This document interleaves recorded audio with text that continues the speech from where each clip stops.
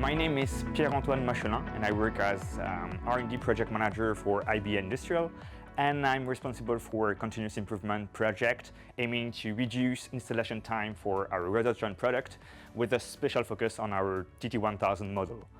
The starting point was to analyze our previous installation, and we did that through several interviews on people that were involved and by analyzing shift reports.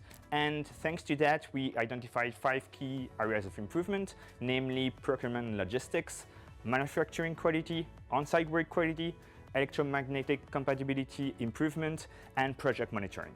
Regarding procurement and logistics, we collaborated with the Industrial Project Engineering Department, or IPE, in order to set continuous root cause analysis on site supports that are sent on site throughout the installation process.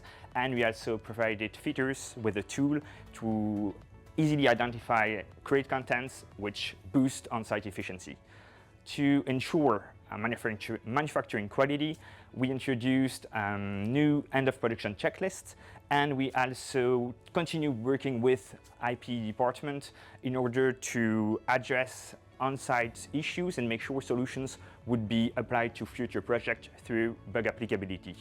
Improving on-site work quality involved defining installation steps better to bridge the gap between junior and more experienced staff, updating documentation, optimizing our Rhodotron TT1000 beam tuning and ramp-up procedure, and enhancing our training content.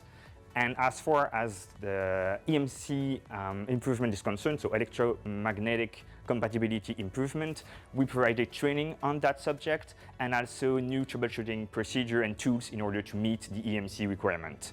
And to maintain this continuous improvement, we needed a better project reporting and monitoring, and that's why we worked on that to really identify which installation steps still didn't match our goal and where we still had room for improvement.